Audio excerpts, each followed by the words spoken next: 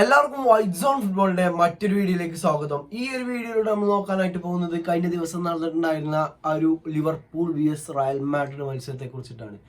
അപ്പോൾ നമ്മൾ പറഞ്ഞിട്ടുണ്ടായിരുന്നു ഈ ഒരു മത്സരം ജയിക്കുകയാണെന്നുണ്ടെങ്കിൽ എന്തായാലും ലിവർപൂൾ ആ ഒരു ചാമ്പ്യൻസ് ലീഗിന്റെയും അതുപോലെ തന്നെ പ്രീമിയർ ലീഗിന്റെയും ഒന്നാം സ്ഥാനത്ത് ഹോൾഡ് ചെയ്യുന്ന ടീമായി മാറുന്നുള്ളത്. പ്രീമിയർ ലീഗിന്റെ ഓൾറെഡി ആണ്, പക്ഷേ ചാമ്പ്യൻസ് ലീഗിൽ ഇപ്പോൾ 100% റെക്കോർഡുള്ള ഒരേ ഒരു ടീമുള്ളൂ, അതായത് കളിച്ച കളി ഫുള്ള് ജയിച്ച ഒരേ ഒരു ടീമുള്ളൂ, അതാണ് ലിവർപൂള്. എനിക്കൊണ്ട് അവസാനമായിട്ട് റയലിനെ ലിവർപൂള് തോൽപ്പിച്ചത് 2009 ഇതിനു മുൻപ്.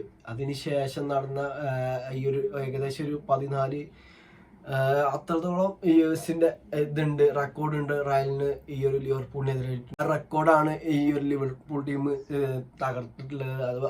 അതുപോലെ തന്നെ ഇതിൽ എടുത്തു പറയേണ്ട ഒരു സംഭവം എന്ന് പറയുന്നത്, ക്ലോപ്പിന്റെ കാലഘട്ടത്തിൽ കുറെ മത്സരങ്ങൾ ഈ ലിവർപൂൾ vs റയൽ മാഡ്രിഡ് മത്സരം നടന്നിട്ടുണ്ട്. അന്നൊന്നും ക്ലോപ്പിനെ കൊണ്ട് കഴിയാത്ത ഒരു സംഭവമാണ് ഈ ഒരു ആർനെ സ്ലോട്ട് വന്നുങ്ങാണ്ട് ഫസ്റ്റ് കളിയിൽ തന്നെ കാഴ്ചവെച്ചിട്ടുള്ളത്. അതിൽ ഏറെക്കുറെ കാര്യങ്ങളൊക്കെ ഉണ്ടാവും.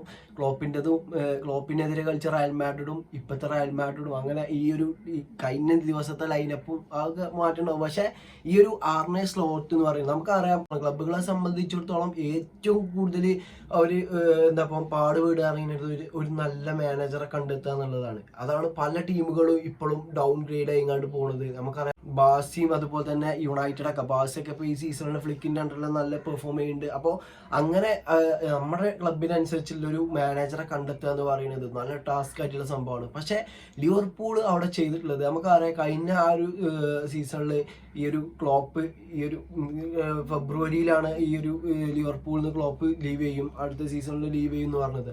ആ ഒരു ടൈം പീരീഡിൽ തന്നെ നമ്മളാരും പ്രതീക്ഷിക്കാത്ത ഒരാളെ കൊടുങ്ങാണ്ട് ഈ ഒരു ആർനെ സ്ലോട്ടിനെ നമ്മളാരും ലിവർപൂൾ ഇങ്ങനെ നിയമിക്കുന്നു വിചാരിച്ച അങ്ങനത്തെ ഒരു മാനേജർ കൊടുങ്ങാണ്ട് ഇത്രയും ഇമ്പാക്റ്റ് ഉണ്ടാക്കാൻ കഴിയുന്ന ഒരു ടീമാണ് ഈ ഒരു ലിവർപൂൾ എന്ന് പറയുന്നത്. അങ്ങനെ തന്നെയാണ് ആ ഒരു പെർഫോമൻസിലാണെന്നുണ്ടെങ്കിലും ഈ ഒരു ഫുള്ള് ആ ഒരു സ്ലോട്ടിന്റെ കളിശൈലിക്ക് ഇണങ്ങിയ പ്ലെയേഴ്സാണ് ഫുള്ള് എന്ന് വേണമെങ്കിൽ പറയാം. അപ്പോൾ അങ്ങനത്തെ ഒരു മാനേജറാണ് സ്ലോട്ട്. അപ്പോൾ ഈ ഒരു ലിവർപൂളിനെ എനിക്ക് തോന്നുന്നത് മിക്കവാറും ഇപ്പോൾ ചാമ്പ്യൻസ് ലീഗ് ഫേവറേറ്റ്സ് ഒക്കെ ലിവർപൂളാണ്. അതുപോലെ തന്നെ ഏകദേശം 9 പോയിന്റ് ലീഡ് സിറ്റിക്കെതിരെ അവർക്ക് ലീഗിലും ഉണ്ട്. അപ്പോൾ നല്ലൊരു സീസൺ ആകാൻ ചാൻസ് ഉണ്ട് ലിവർപൂളിനെ സംബന്ധിച്ചിടത്തോളം. അപ്പം ഇനി നമുക്ക് ഈ ഒരു മത്സരത്തിൽ, ഈ ഒരു ലിവർപൂളിനെതിരെയുള്ള മത്സരത്തിൽ as A Real Madrid fan ആയിട്ടുള്ള എൻ്റെ അഭിപ്രായങ്ങൾ കേൾക്കാം.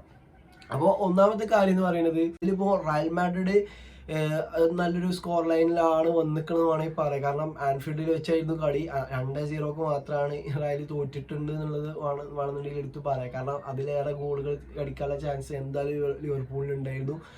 അതിനൊക്കെ നമുക്ക് സഹായകരമായിട്ടുള്ള കുറച്ച് പ്ലേയേഴ്സ് ഉണ്ട്. അത് കോർട്ടോയ്സ് ആണ് മെയിൻ. നമുക്കറിയാം എത്രത്തോളം ഇമ്പോർട്ടൻ്റ് ആയിട്ടുള്ള സേവ്സ് ആ ഒരു മത്സരത്തിൽ കോർട്ടോയ്സ് നടത്തി എന്നുള്ളതാണ്. മറ്റു പറയുന്നത് ഈ ഒരു അസൻസിയോ എന്ന് പറയുന്ന ആ ഒരു യങ്സ്റ്റർ നല്ല രീതിയിൽ തന്നെ ഹെൽപ്പ് ചെയ്തിട്ടുണ്ട്. അതുപോലെ തന്നെ ബെല്ലിംഗാം ആണെന്നുണ്ടെങ്കിലും നല്ല രീതിയിൽ ആ ഒരു ഡിഫെൻസീവിൽ കോൺട്രിബ്യൂട്ട് ചെയ്തിട്ടുണ്ട്. വാൽവർദെ അതുപോലെ തന്നെ അങ്ങനെ കുറേ പ്ലേയേഴ്സ് ഉണ്ട്. അപ്പോൾ ഈ ഒരു ഇതിൽ അറിയുന്നത് 2-0 ആ ഒരു 2 ഗോളുകളും വന്നിട്ടുള്ളത് സെക്കൻഡ് ഹാഫിലാണ്. മെക്കാലിസ്റ്റർ, കോഡി ഗ്യാക്പോണ് ആ ഒരു ഗോളുകൾ അടിച്ചിട്ടുള്ളത്. കോഡി ഗ്യാക്പൊക്കെ സെക്കൻഡ് ഹാഫിൽ സബ്ബായിട്ട് വന്നിട്ടുള്ള ഒരു പ്ലെയറാണ്. പക്ഷെ നല്ലൊരു ഇമ്പാക്ട് ഉണ്ടാക്കാൻ കഴിഞ്ഞു ഗ്യാക്പോയെ സംബന്ധിച്ചിടത്തോളം ആ ഒരു മത്സരത്തിൽ. ഇതിലിപ്പം റയൽ മാഡ്രിഡിന്റെ ലൈനപ്പ് എന്ന് പറയുന്നത് ഡിഫെൻസീവലി റൂഡിഗറും അസൻസിയോ ആണ് പാർട്ട്ണർ ആയിട്ടുള്ളത്. പിന്നെ മെൻഡിനെയാണ് ഇറക്കിയിട്ടുണ്ടായിരുന്നത്. അതുപോലെ തന്നെ വാൽവർദെ റൈറ്റ് ബാക്കിൽ സ്റ്റാർട്ട് ചെയ്തു. ഈ ഒരു മത്സരത്തിൽ മിഡ്ഫീൽഡിൽ കമാവിംഗ, വെല്ലിംഗാം, അതുപോലെ തന്നെ മോഡ്രിച്ച്, അതുപോലെ തന്നെ ആർദ ഗുളറാണ്. പക്ഷേ ഫ്രണ്ടിൽ കളിച്ചിട്ടുണ്ടായിരുന്നത് ഡിയാസും അതുപോലെ തന്നെ എംബാപ്പയാണ്. അപ്പൊ നമുക്കറിയാം ഇതിനു മുന്നേ ഈ ഒരു ആൻഫീൽഡിൽ വെച്ച് ഈ ഒരു മത്സരം നടന്നപ്പോൾ 5-2 എന്നുള്ള സ്കോറിന് റയൽ വിജയിച്ചിട്ടുണ്ടായിരുന്നു. ആ 5 ഗോളുകൾ അടിച്ചിട്ടുള്ള ഒരൊറ്റ ഗോൾ സ്കോർ പോലും ഈ ഒരു ലൈനപ്പിൽ ഇല്ല. അതായത് റയലിന് വേണ്ടി അന്ന് ഗോൾ നേടിയ ഒരു പ്ലെയർ പോലും ഇല്ല എന്ന് വേണമെങ്കിൽ പറയാം. അതായത് അന്ന് ഗോളുകൾ നേടിയിട്ടുണ്ടായിരുന്നത് മിലിറ്റാവോ, ബെൻസിമയും വിനീഷ്യസ് ഒക്കെ ആണ്. വിനീഷ്യസ് ആണ് നമുക്ക് ഈ ഒരു എനിക്ക് തോന്നുന്നു വിനീഷ്യസ് ഉണ്ടെന്നുണ്ടെങ്കിൽ മേ ബി റയലിന് ഒരു ഗോളൊക്കെ അല്ലെങ്കിൽ 2 ഗോളുകളൊക്കെ അടിക്കാം. കാരണം ഈ റയൽ എന്ന് പറയുന്നത് ഷോട്ടുകൾ ഉതിർക്കുന്നുണ്ടെങ്കിലും അത്ര ആ ഒരു ഗോളിനെ സംബന്ധിച്ചിടത്തോളം അതൊരു പരീക്ഷണമായിട്ട് സങ്കല്പിക്കാൻ കൂടി കഴിയൂല. അത്രയും സിമ്പിൾ ആയിട്ടായിരുന്നു റയലിന്റെ ആ ഒരു അവസാനത്തെ മൂവ്മെന്റ്. അല്ലാന്നുണ്ടെങ്കിൽ ആ ഒരു ഓൺ ടാർഗറ്റിലേക്ക് അടിക്കണത്. എനിക്ക് പറയാനുള്ളത് പറഞ്ഞാല്, അതായത് നമ്മൾ റയലിന്റെ ഭാഗത്ത് നിന്നുകൊണ്ട് ഒരു നല്ലൊരു ഷോട്ട് കണ്ടത് ഏകദേശം ഒരു സെക്കൻഡ് ഹാഫിന്റെ ആ ഒരു മധ്യത്തിൽ വെച്ചാണ്. അതായത് ഈ ഒരു കമവിംഗക്ക് പരിക്ക് പറ്റിയതിനു ശേഷം അവിടെ ഒരു സബ് നടന്ന്, അതായത് ഗുള്ളറിനെ മാറ്റി, അതേപോലെ തന്നെ കമവിംഗി മാറി, അത് സെബായോസ് ഇറങ്ങി, അതുപോലെ തന്നെ ഈ ഒരു വാൽവർദ്ധനെ മിഡ് കയറ്റിങ്ങാണ്ട് ഈ ഒരു വാസ്കസ് റൈറ്റ് ബാക്കിലേക്ക് വന്നു. അതിനുശേഷം വാസ്കസ് ഒരു അടിയടി ചെയ്തു. ആ ഒരു ഷോട്ട് കണ്ടാൽ മനസ്സിലാവും ഏത് തരത്തിലുള്ള ഷോട്ടായിരുന്നു അവിടെ റയൽ ഉതിർക്കേണ്ടത് എന്നുള്ളത്. അത് അങ്ങനത്തെ ഒരു ഷോട്ട് വാസ്കസ് മാത്രമാണ് ഒരു കളിയിൽ അങ്ങനെ ഒരു പരീക്ഷണം ആ ഒരു ഗോൾ കീപ്പർക്ക് കൊടുത്തിട്ടുള്ളത്. അപ്പോൾ അങ്ങനെ ഒരു ഷോട്ട് ഉതിർക്കാൻ കഴിയുന്ന ഒരു പ്ലെയർ എന്ന് എനിക്ക് തോന്നിയത് വിനീഷ്യസ് ജൂനിയർ ഉണ്ടെന്നുണ്ടെങ്കിൽ മേ ബി അത് സാധിച്ചിട്ടുണ്ടായിരുന്നു. അതുപോലെ തന്നെ റോഡ്രിഗോ ഒക്കെ അതിനൊരു നല്ലൊരു എക്സാമ്പിളാണ്. അപ്പോൾ ഇതിപ്പോൾ ലിവർപൂളിനെ സംബന്ധിച്ചിടത്തോളം ഈ ഒരു രണ്ട് ടീമുകൾക്കും ആ ഒരു മത്സരത്തിൽ പെനാൽറ്റി കിട്ടിയിട്ടുണ്ടായിരുന്നു. ഇതിലിപ്പോൾ സല എന്ന് പറയുന്നത്, സലാക്ക് കുറെ കാലങ്ങളായിട്ടുള്ള റിവെഞ്ചാണ് സത്യത്തിൽ റയൽ മാഡ്രിഡിനെതിരെ. പക്ഷെ കഴിഞ്ഞ കളി ലിവർപൂൾ ജയിച്ചിട്ടുണ്ടെങ്കിലും സലേനെ സംബന്ധിച്ചിടത്തോളം വൻ ദുരന്തമായിട്ടുള്ളൊരു സംഭവമാണ് ആ ഒരു പെനാൽറ്റി നഷ്ടപ്പെടുത്തിയിരിക്കുകയാണ്.